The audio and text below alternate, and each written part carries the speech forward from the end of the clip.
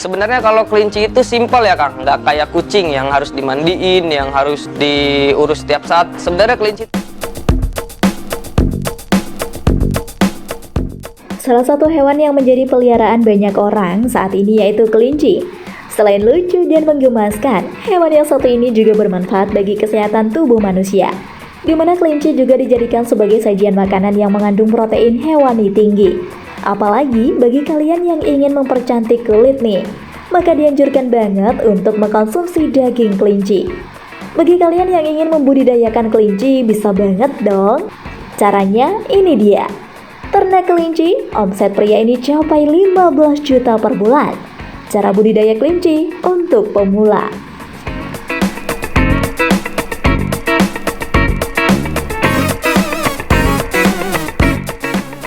Budidaya kelinci, peluang bisnis baru. Jangan bilang jika kelinci hanya bisa dipelihara saja ya guys. Perlu kalian ketahui sebelumnya jika kelinci juga dapat dikonsumsi layaknya hewan lainnya. Dengan begitu budidaya kelinci di Indonesia semakin meningkat drastis. Bahkan tak disangka-sangka jika hewan ini mampu untuk mendongkrak ekonomi masyarakat Indonesia yang melemah akibat virus Corona 19 yang sampai saat ini masih merajalela. Lalu bagaimana sih caranya budidaya ini? Cari tahu dan pelajari bareng-bareng yuk sob. Latar belakang ternak kelinci. Mengutip pedoman pelaksanaan pengembangan budidaya kelinci yang diterbitkan oleh Dirjen Peternakan dan Kesehatan Hewan, Kementerian Pertanian, guna mendukung penyediaan protein hewani, ternak kelinci merupakan salah satu alternatif penyedia daging. Namun sampai saat ini masih menemui banyak kendala, karena daging dari ternak ini belum populer dan belum diterima oleh sebagian masyarakat. Di samping itu, dalam pengembangan budidaya kelinci di lapangan, permasalahan yang terjadi adalah tidak tersedianya bibit yang berkualitas. Kurangnya suplai untuk bibit terutama untuk kelinci daging. Pemeliharaan masih bersifat individu, pengetahuan teknologi produksi dan pemasaran kurang memadai. Padahal ternak kelinci punya banyak keunggulan. Kelinci merupakan ternak yang tumbuh dan bereproduksi dengan cepat, bersifat prolifik. Produknya dapat meningkatkan nilai tambah dengan adanya pengolahan hasil dan kandungan gizi yang rendah kolesterol dan tinggi protein. Keunggulan tersebut pada sisi lain dapat meningkatkan pendapatan dan menyerap tenaga kerja di pedesaan.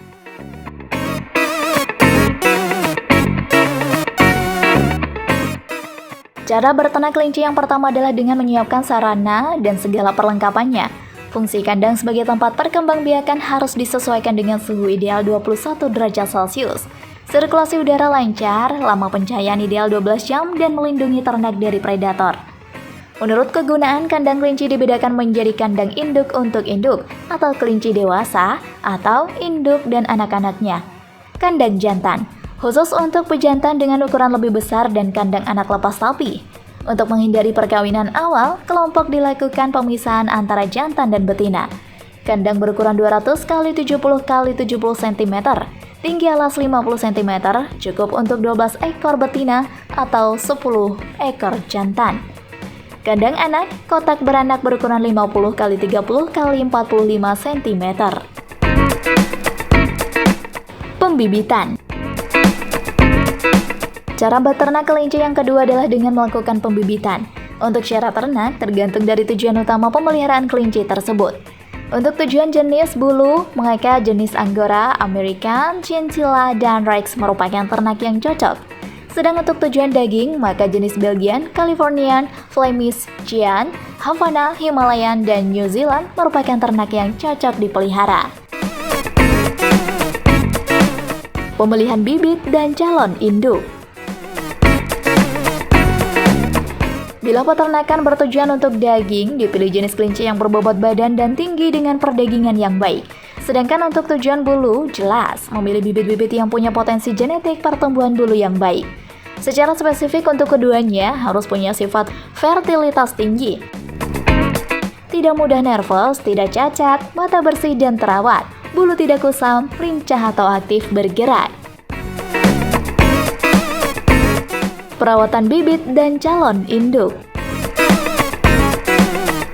Perawatan bibit menentukan kualitas induk yang baik pula. Oleh karena itu, perawatan utama yang perlu perhatian adalah pemberian pakan yang cukup, pengaturan dan sanitasi kandang yang baik, serta mencegah kandang dari gangguan luar. Sistem pemuliabiakan. Untuk mendapat keturunan yang lebih baik dan mempertahankan sifat yang spesifik, maka pembiakan dibedakan dalam 3 kategori, yaitu inbreeding, silang dalam, untuk mempertahankan dan menonjolkan sifat spesifik, misalnya bulu, proporsi daging, crossbreeding atau silang luar, untuk mendapatkan keturunan lebih baik atau menambah sifat-sifat unggul, pure line breeding, silang antara bibit murai, untuk mendapat bangsa atau jenis baru yang diharapkan memiliki penampilan yang merupakan perpaduan 2 keunggulan bibit. Reproduksi dan perkawinan. Kelinci betina segera dikawinkan ketika mencapai dewasa pada umur 5 bulan, betina dan jantan. Bila terlalu muda, kesehatannya bisa terganggu dan ada mortalitas anak yang dihasilkan lebih tinggi. Bila pejantan pertama kali mengawini, sebaiknya kawinkan dengan betina yang sudah pernah beranak. Waktu kawin pagi atau sore hari di kandang pejantan dan biarkan hingga terjadi 2 kali perkawinan. Setelah itu, pejantan dipisahkan. Proses kelahiran. Setelah perkawinan, kelinci akan mengalami kehamilan selama 30-32 hari. Kehamilan pada kelinci dapat dideteksi dengan meraba perut kelinci betina 12-14 hari setelah perkawinan. Bila terasa ada bola-bola kecil, berarti kelinci telah hamil. 5 hari menjelang kelahiran, induk dipindah ke kandang beranak untuk memberi kesempatan menyiapkan penghangat dengan cara merontokkan bulunya. Kelahiran kelinci biasanya terjadi malam hari dengan kondisi anak lemah, mata tertutup dan tidak berbulu. Jumlah anak yang dilahirkan bervariasi, sekitar 6-10 ekor. Sanitasi dan tindakan preventif. Tempat pemeliharaan diusahakan selalu kering agar tidak jadi sarang penyakit. Tempat yang lembab dan basah menyebabkan kelinci mudah pilek dan terserang penyakit kulit. Pengontrolan penyakit. Kelinci yang terserang penyakit umumnya punya gejala lesu, nafsu makan turun, suhu badan naik, dan mata sayu.